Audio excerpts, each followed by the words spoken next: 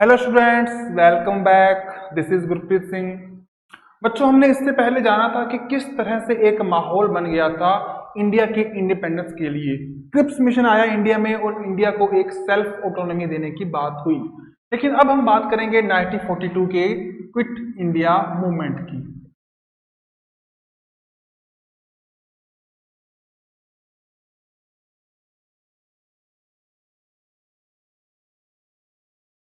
बच्चों, कौन क्विट करेगा? ब्रिटिशर्स करेंगे, अंग्रेज करेंगे। तो बच्चों, क्या हुआ कि 1942 में क्रिप्स मिशन जब इंडिया में आया और उसको यहाँ पर कोई खास सफलता नहीं मिली, तो यहाँ के लोगों में कुछ निराशा हो गई क्योंकि वो ऑटोनॉमी चाह रहे थे। दूसरी बात, वर्ल्ड वॉर सेकंड शुरू हो गई थी। उसके कारण जो रिसोर्सेज थे दुनिया में वो कम पड़ रहे थे। अब रिसोर्सेज कम पड़ रहे थे, उसके कारण दुनिया में महंगाई भी बढ़ रही थी। महंगाई बढ़ रही थी, भारत के लोग तो पहले ही गरीब थे, तो उन पर भी दोहरी मार पड़ रही थी। तो जो इस टाइम में ब्रिटेन जो था, वो सेकेंड वर्ल्ड वॉर में उसकी जो स्थिति थी वो भी काफी क्रिटिकल बन चुकी थी। उसको भी इंडियंस की जरूरत पड़ रही थी। मलाया, सिंगापुर, बर्मा में ये पीछे हट गया था। जापान का इस एरिया में इन्फ्लुएंस बढ़ गया था। अब इसके बाद जापान का नेक्स्ट टारगेट था इंडिया, क्योंकि इंडिया में जो रूल था वो था ब्रिटिशर्स का। इंग्लैंड और जापान वर्ल्ड वॉर में दुश्मन थे आपस में। तो बच्चों, इसके बाद दौर एक और भी आने वाला था जहां पर बहुत ज्यादा लड़ाइयां होने वाली थी। जवाहरलाल नेहरू और उस टाइम के और लीडर्स थे कांग्रेस के, वो कुछ गांधी के कुछ फैसलों के पक्ष में नहीं थे। जैसे कि गांधी चाह रहे थे कि उस टाइम में एक नॉन वायलेंट मूवमेंट और शुरू किया जाए, लेकिन कांग्रेस की सहमति नहीं बन पा रही थी। तो गांधी ने कहा कि मैं खुद ही कर लूंगा कांग्रेस इतना एक बड़ा मूवमेंट खड़ा अपने आप। तो जो इसके बाद क्या था कि ग्वालियर टैंक बॉम्बे में 8 अगस्त 1942 में गांधी जी ने एक नारा दिया। क्या? डू और डाई, करो या मरो। ठीक है बच्चों, ये मूवमेंट शुरू हो गया, गांधी जी ने कर दिया। तो बच्चों, क्या था कि जो वायसराय से मिलकर वो इस चीज को स्वीकार करवाना चाहते थे कि आप हमें एक अच्छी सी ऑटोनॉमी दे दो। लेकिन बच्चों, गांधी जी की कहाँ चलने वाली थी। 3 वीक्स का टाइम उसके लिए लगना वाले था। लेकिन 9 अगस्त 9 ये हुआ था शुरू 8 अगस्त को, लेकिन 9 अगस्त 1942 को गांधी जी को उनके घर से अरेस्ट कर लिया गया। बहुत सारे और लीडर्स थे कांग्रेस के, उनको भी अरेस्ट कर लिया गया। राजेंद्र प्रसाद, उनको पटना में कर लिया गया। किसी को उनके घर में ही अरेस्ट करके रख दिया गया। और इसके बाद कांग्रेस को इलीगल घोषित कर दिया गया। मतलब कांग्रेस अब बिल्कुल ठीक नहीं है। इसके बाद बच्चों और भी दौर आए जिसमें हमने बहुत कुछ और भी देखा। जैसे कि बच्चों, उस टाइम में कुछ चेंजेस आने शुरू हुए सरकारों की नीतियों में, उनकी पॉलिसीज में। बच्चों, अपने इसके बाद देखेंगे कि किस तरह से लोगों की गिरफ्तारियां हुई। अब इस आंदोलन को सिरे चढ़ाया वहां के आम लोगों ने ही। लोगों ने खुद से ही विद्रोह करना शुरू कर दिया था। लूटा जाने लगा, हिंसा होने लगी। अब उस टाइम की जो ब्रिटिश आर्मी थी, ब्रिटिश लोग थे, ब्रिटिश पावर थी, उन्होंने जेल में बैठे गांधी जी से कहा कि आप इस पूरी जो हिंसा हो रही है, वायलेशन हो रही है, इसको बुरा कहो। तो गांधी जी ने कहा कि ये हिंसा तो आपने करवाई है, ये वायलेशन आपने करवाया है, मैं इसमें कुछ नहीं कर सकता। गांधी जी जो मरने के करीब थे, गांधी जी जो बहुत बीमार पड़ चुके थे, गांधी जी जिनके क्रिमेशन के लिए, जिनके फ्यूनरल के लिए सरकार इंतजाम कर रही थी। फिर गांधी जी की तबीयत खराब हुई और 1944 में गांधी जी को जेल से रिहा कर दिया गया, जेल से छोड़ दिया गया। इसके बाद बच्चों और भी बहुत सारे काम हुए। राम मनोहर लोहिया जैसे लोगों ने, कांग्रेस की जो लीडर थे, उन्होंने रेडियो पर अनाउंसमेंट्स की। बरेली पहली जगह थी जहां पर सबसे पहले आज़ादी मनाई गई। वहां के जो मजिस्ट्रेट थे, वहां के जो कलेक्टर थे, उनके सारे राइट्स ले लिए गए। वहां के जितने भी रेवोल्यूशनरी लोग थे उनको छोड़ दिया गया, उनको आज़ाद कर दिया गया। बेहतरीन सरकार बनाई गई, अच्छे स्कूल कॉलेज उनको सपोर्ट की गई, हॉस्पिटल्स बनाए गए। इस तरह के बहुत सारे काम किए गए जो कि आम लोगों के, कॉमन पीपल्स के काम आने वाले थे। महाराष्ट्र, दीर्घापुर, मिर्जापुर, यहाँ पर भी बहुत सारी सरकारें बनी। इस पूरे के पूरे मूवमेंट में अप्रोक्सीमेट 10,000 लोग थे वो मारे गए थे और 60,000 लोगों को अरेस्ट किया गया था।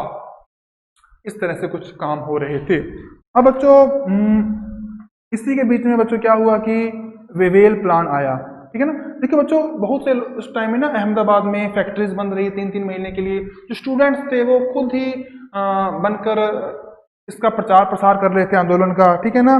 बहुत से लोग इसको अंडरग्राउंड होकर भी इसका कर रहे थे, ठीक है ना। और इस दिन जो मोहम्मद अली जिन्ना थे, जो कि इस मूवमेंट को बिल्कुल सपोर्ट नहीं कर रहे थे, उन्होंने एक पाकिस्तान डे 23 मार्च 1942 को मनाया, ठीक है। कौन सा? पाकिस्तान डे, मोहम्मद अली जिन्ना ने।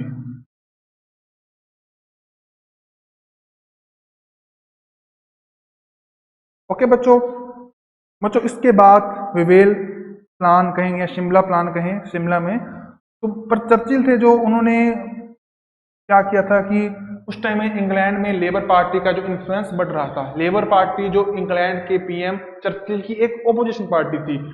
चर्चिल को ऐसा था कहीं लेबर पार्टी ना जीत जाए, तो उन्होंने इंडिया के थोड़ा सा ना रुख में कुछ बातें करनी शुरू कर दी, जो कि वेवेल उस टाइम में वॉइस रहे थे इंडिया के, उनके जरिए की। उन्होंने एक नई एग्जीक्यूटिव काउंसिल बनाई जिसमें इंडिया के मुस्लिम और हिंदूज की बराबर में संख्या होगी। उसके अलावा बच्चों प्रांतों में भी मिलीजुली सरकारें होंगी और कुछ और बातों की भी बात कही। उन्होंने काउंसिल बनाई जिसमें हिंदू, यानी कि जो कांग्रेस है, कोई कांग्रेस हिंदू नहीं थी, मिक्स थे, ठीक है ना। हिंदू भी थे और मुस्लिम भी थे, और एक तरफ मुस्लिम लीग, इसमें सिर्फ मुस्लिम थे। दोनों को कहा कि आप अपने 5-5 रिप्रेजेंटेटिव हमें भेजो। बच्चों ये बात बिल्कुल नहीं थी कि जो सभी मुस्लिम्स थे वो मुस्लिम लीग को सपोर्ट करते थे। ये तो जिन्ना थे, मोहम्मद अली जिन्ना, उनके दिमाग की खुरापात थी। अब बच्चों जो हिंदू थे, माफ कीजिए, जो कांग्रेस थी, उन्होंने अपनी तरफ से जो सबसे पहला नाम दिया था वो एक मुस्लिम का दिया था, मौलाना अब्दुल कलाम।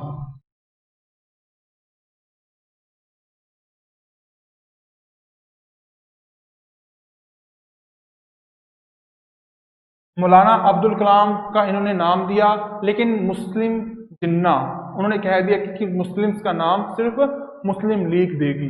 इसको वीटो से रद्द कर दिया गया, कैंसिल कर दिया गया। इसके बाद बच्चों नेवी में भी रिवोल्ट हो गया। अब बच्चों नेवी एक जहाज था, एक शिप थी, उसका नाम था तलवार। अब इसमें क्या हुआ कि जो डिस्क्रिमिनेशन हो रहा था इंडियंस और फॉरेन सोल्जर्स के साथ, उनको खाना अच्छा नहीं दे रहे थे, उनकी सैलरी कम थी, तो इन्होंने रिवोल्ट कर दिया और क्विट इंडिया जैसे स्लोगन्स जहाजों पर लिख दिए। अब इससे बच्चों ये जो मूवमेंट था कई जगहों पर और भी फैल गया। मांगे उठने लगी कि जो वॉर प्रिजनर्स हैं जगह जगह पर उनको छोड़ा जाए, और जो दूर दूर सेनाएं गई हैं सिंगापुर जैसे कंट्रीज में, उनको वापस बुलाया जाए। तो बच्चों लास्ट में जो वल्लभ भाई पटेल थे वो आए, एक नेशनलिस्टिक लीडर थे, उन्होंने कहा, तो ये मूवमेंट बंद हुआ।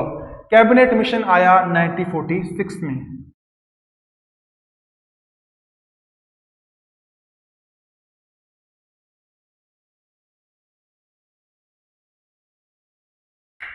कैबिनेट मिशन आया और उन्होंने एक शिष्टमंडल यानी कि एक कैबिनेट मिशन की बात कही। उन्होंने पैट्रिक लॉरेंस जो इंडिया के सेक्रेटरी थे और बोर्ड ऑफ कंट्रोल के चेयरमैन स्टैनफोर्ड क्रिप्स और एवी अलेक्जेंडर जो उस टाइम में नेवी में मिनिस्टर थे, उन्होंने सभी नवाबों, गवर्नर्स, कांग्रेस, मुस्लिम लीग के रिप्रेजेंटेटिव, उनके साथ अलग अलग बैठकर और एक साथ बैठकर बातचीत की, और उन्होंने 3 तरह की बातें कही। एक तो जो इंडिया बनेगा, इंडिया फेडरल बनेगा, वो ब्रिटिश और भारत, इसमें सभी रियासतें सम्मिलित होंगी। दूसरा, उनके पास उनकी जो आर्मी है, उसके अलावा फॉरेन अफेयर्स हैं, कम्युनिकेशन है, इस बात की लिए वो रिस्पॉन्सिबल होंगे। जो स्टेट होंगे उनके लिए अलग से एक कहते हैं कि इलेक्शंस का बंदोबस्त होगा, और इंटरमीडिएट गवर्नमेंट बन जाएगी जो कि जो इंडिया के लीडिंग जो पार्टीज हैं उनसे बनेगी। अब इंडिया का डिवाइडेशन और इंडिपेंडेंस।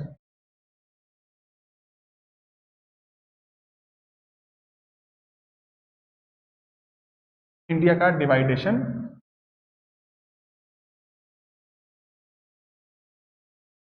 इंडिपेंडेंस। उसके बाद जो चर्चिल के बाद वहां पर लेबर पार्टी से एक प्राइम मिनिस्टर आए, उनका नाम था एटली। एटली जो थे वो इस तरह से अपनी घोषणा करके आए थे कि हम इंडिया को इंडिपेंडेंट करेंगे, तो ठीक है वो मान गए। उन्होंने कह दिया कि हम इसके बाद में आपको पूरी की पूरी ऑटोनॉमी दे देंगे, पूरी पावर आपके हाथों में ट्रांसफर कर देंगे। तो बच्चों उस टाइम में मुस्लिम जो थे वो अलग देश बना रहे थे, ठीक है ना। तो क्या था कि जगह जगह पर दंगे भड़क गए, हर जगह पर दंगे भड़क गए, कम्युनल राइट्स हुए, ठीक है ना, सामाजिक दंगे जिसे अपने कहते हैं, सांप्रदायिक दंगे। तो हिंदू और मुस्लिमों में काफी नफरत आने लग गई थी, और इसके सबसे जो कर्णधार थे वो थे नेता, और खास तौर से ब्रिटिशर्स, जिन्होंने डिवाइड एंड रूल की पॉलिसी अपनाई थी, जिसके कारण ये कुछ हो रहा था। तो जो इंग्लैंड से टीम आई, उन्होंने पूरे इंडिया को बांटने और उसको इंडिपेंडेंट करने के लिए बात कही। उन्होंने एक जो गवर्नमेंट बनाई, जो लास्ट गवर्नमेंट थी, इंटरनल गवर्नमेंट थी, उसमें मुस्लिम लीग और कांग्रेस और जो उस टाइम की प्रिंसली स्टेट्स थी उसके मेंबर्स को भी लिया। लेकिन जो मोहम्मद अली जिन्ना थे, उन्होंने अपने सेकेंडरी लीडर्स को वहां पर भेज दिया। लियाकत अली थे जो उस टाइम में बने हमारे फाइनेंस मिनिस्टर, उन्होंने कुछ इस तरह से नियम निकाले, इस तरह से बजट बनाया कि जो बड़े बड़े लोग थे, जो इंडस्ट्रियलिस्ट थे, जो पूंजीवादी लोग थे, कैपिटलिस्ट थे, उन पर बहुत ज्यादा टैक्स लगाया गया, ताकि जो डिसेंट हैं मुस्लिम लीग और कांग्रेस में वो आ जाएं। इसके लिए ये बात फिक्स हो गई कि ये मिलकर सरकार नहीं चला सकते। कुछ मुस्लिम मेजोरिटी एरिया थे, जैसे कि ईस्टर्न बंगाल या जो बंगाल से अलग बना था वो, और सिंध, बलूचिस्तान, कश्मीर, इस तरह के एरियाज को अब अलग किया जाना था। इसके लिए एक अब लॉ आने वाला था। तो बच्चों इसमें एक आए माउंट बेटन, 3 जून 1947, माउंट बेटन। तो माउंट बेटन भारत के गवर्नर जनरल बन के इंडिया में आए थे, और इसके बाद इन्होंने कुछ खास तरह की पॉलिसीज से काम करना शुरू कर दिया था। अब देखिए बच्चों, 24 मार्च 1947 को आए थे इंडिया में, और इन्होंने जो उस टाइम की जो राजनीतिक दल थे उनके साथ कोऑर्डिनेशन करना शुरू कर दिया। पटेल, नेहरू उस टाइम में बंटवारे के पक्ष में हो गए थे, क्योंकि उनको पता लग गया था कि डिवाइडेशन के बिना हमारा काम अब नहीं चलने वाला है। इसके बाद बच्चों पाकिस्तान बनना बिल्कुल फिक्स हो गया था, लेकिन महात्मा गांधी इन्होंने कहा कि अगर डिवाइडेशन होगा तो मेरी लाश के ऊपर से होगा। लेकिन ज्यादा कम्युनल राइट्स को देखते हुए उनको भी पता लग गया कि अगर हमने अभी बंटवारा नहीं किया, अभी देश को नहीं बांटा, तो भारत छोटे छोटे टुकड़ों में बंट जाएगा, क्योंकि जो नेता है, जो लीडर्स हैं, वो आग लगाते रहेंगे। ठीक है बच्चों, तो इस तरह से 3 जून 1947 को माउंट बेटन प्लान आया। उसमें क्या कहा गया कि जो इंडिया है आपका, इसको 2 नेशन में बांटेंगे, इंडिया और पाकिस्तान। दूसरी बात, जो इस देश को, इंडिया के कॉन्स्टिट्यूशन को नहीं मानेगा वो इनमें नहीं रह सकता। तीसरी बात कि हालांकि पंजाब और बंगाल को पहले ही बांट दिया था, फिर भी इसको दोबारा से बांट देंगे, उस पर जो इनके जो मुस्लिम मेजोरिटी के डिस्ट्रिक्ट हैं उनको पाकिस्तान में, और सिख मेजोरिटी या हिंदू मेजोरिटी के डिस्ट्रिक्ट हैं उनको इंडिया में लेकर आएंगे। और भी अगर कोई स्टेट चाहे तो वो भी अपने आप को बंटवा सकता है। और इसमें बच्चों क्या हुआ कि ब्रिटिश, एक तो था 2 तरह के इस टाइम में स्टेट थे, एक तो थे प्रिंसली स्टेट्स और दूसरे थे उस टाइम में देसी रियासतें या ब्रिटिश इंडिया। तो जो ब्रिटिश इंडिया का ज्यादातर एरिया था वो तो आ गया इंडिया के पास, ठीक है ना। और जो ये थे, इनकी मर्जी थी, किसी के साथ मर्जी चले जाएं, ठीक है, और इंडिपेंडेंट भी रह सकते हैं। तो बच्चों कुछ एरिया में था, जैसे सिंध था, वो किसकी तरफ जाना चाहता है, कुछ और थे, वहां पर वोटिंग करवा ली गई। तो कुछ जो प्रिंसली स्टेट थे, अगर वो चाहते तो दोनों के साथ ना जाएं, अलग रह लें, या पहले जैसे जैसे ब्रिटेन के साथ है वैसे भी रह सकते हैं। इस तरह से कुछ बातें होनी तय हो गई। अब बच्चों उस टाइम में जो इंडियन इंडिपेंडेंस एक्ट आया 4 जुलाई 1947 को।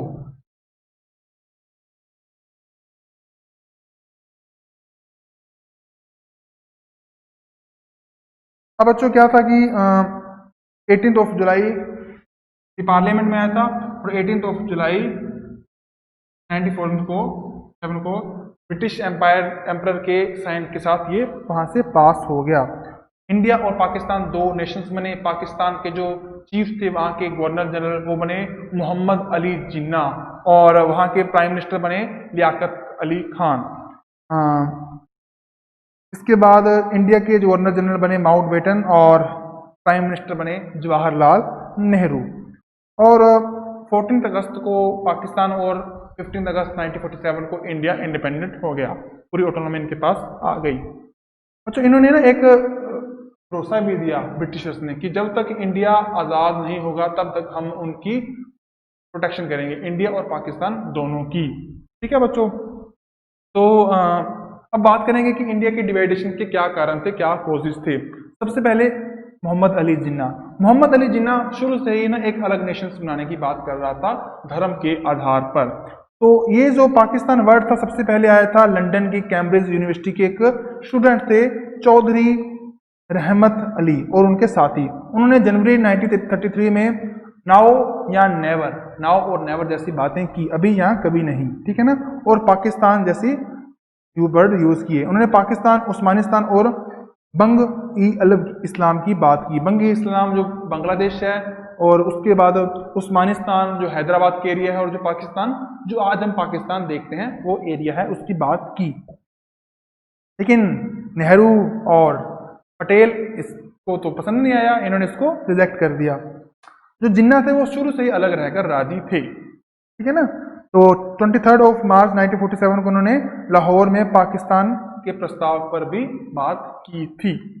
दूसरा, अंग्रेजों की एक पॉलिसी थी डिवाइड एंड रूल करो, उसके कारण काफी कम्युनल राइट्स हो गए थे, वो भी इस डिवाइडेशन के कारण थे।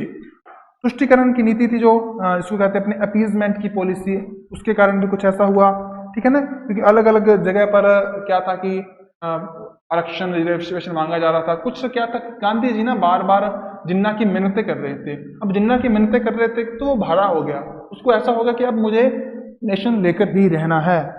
अब बात ये थी कि जो लास्ट गवर्नमेंट थी वो भी इसको हैंडल नहीं कर पाई, और खास तौर पर जो कम्युनल राइट्स थे इस टाइम में, हिंदू मुसलमान के दंगे वो काफी भड़क गए थे।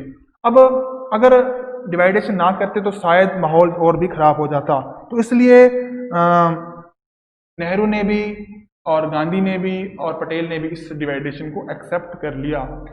जो उस टाइम में माउंटबेटन आए थे, लॉर्ड माउंटबेटन, काफी समझदार आदमी थे। उन्होंने कहा था कि ये बिल्कुल हमारा ही काम है, जो इतने कम्युनल राइट्स हुए हैं, ये डिवाइडेशन है, हमारा ही काम है, और इसका जो पनिशमेंट है वो हमने भुगता भी है और आगे भी भुगतना पड़ेगा। और जो भी इन्होंने सोच समझकर ऐसा गलत काम किया है ब्रिटिशर्स ने, मैं उसको कभी भी क्षमा नहीं कर सकता। ठीक है बच्चों, सेकेंड वर्ल्ड वॉर भी इसका कारण था, और इंग्लैंड में जो लेबर्स की सरकार बनी थी उसके कारण भी इंडिया आज़ाद हुआ था। सेकेंड वर्ल्ड वॉर में अमेरिका और सोवियत था, यूएसएसआर, वो दुनिया के दो पावरफुल पावर बन गई थी। इसके बाद जो इंग्लैंड था वो थर्ड नंबर पर आ गया था। इसके कारण भी अब उसको इंडिया को इंडिपेंडेंट करने की जरूरत थी, ठीक है ना।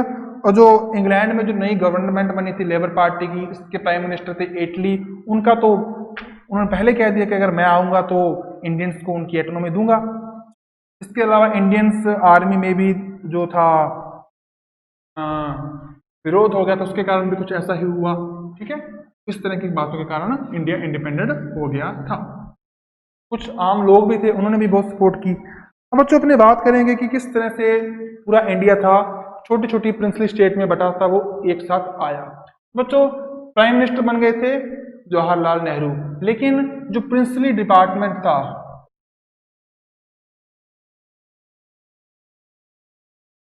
उसके चीफ बने थे सरदार वल्लभ भाई पटेल। अब देखिए बच्चों, छोटी छोटी स्टेट कह रखा था अंग्रेजों ने जिसके साथ जाना चाहो, चाहे पाकिस्तान के साथ चले जाओ, चाहे इंडिया के साथ चले जाओ। तो पटेल उनके पास थी कैरेट एंड स्टिक वाली एक पॉलिसी। पहले तो गाजर देते थे, ना मानने तो भी डंडा, यानी कि पहले तो प्यार से समझाते थे कि हमारे साथ मिल जाओ, आपको पेंशन देंगे, हम आपको प्रीवी पर्स देंगे, नहीं तो आर्मी भेज देते थे, इस तरह से साइन करवाते थे। हर किसी ने साइन कर दिए, लेकिन दिक्कत आई 3 जगह पर। कहां पर? एक तो था जूनागढ़, दूसरा था हैदराबाद, तीसरा था जम्मू एंड कश्मीर, J&K। जूनागढ़, जूनागढ़ तो आज के गुजरात के एरिया में था ये। यहाँ पर तो ज्यादातर पब्लिक थी, कॉमन पीपल्स थे, प्रजा थी यहाँ की जो, वो थी ज्यादा हिंदू। ठीक है, यहाँ के जो नवाब थे, यहाँ के जो चीफ थे, वो थे मुस्लिम। वो जाना चाहते थे पाकिस्तान के साथ, लेकिन पटेल राजी नहीं हुए क्योंकि लोग नहीं चाहते। तो वहां पर वोटिंग करवाएगी, वोटिंग में हिंदू जीत गए, हिंदू अब इंडिया में रहेंगे। तो बच्चों, जो नवाब था वो भाग गया पाकिस्तान, तो ये इंडिया में शामिल हो गया। इसके बाद आया हैदराबाद। हैदराबाद में मुस्लिम भी थे और हिंदू भी थे, लेकिन यहाँ के जो नवाब थे वो जाना चाहते थे पाकिस्तान के साथ, लेकिन जियोग्राफिकल ये पॉसिबल नहीं था। तो वहां पर आर्मी भेजी गई, 2 दिन में इसको अपने कंट्रोल में ले लिया गया। अब बचा J&K। यहाँ की जो प्रजा थी वो ज्यादा हिंदू भी थी और मुस्लिम भी थी, लेकिन ज्यादा मुस्लिम थी, मिली जुली थी वैसे तो। और यहाँ के जो राजा थे वो थे हरि सिंह हिंदू।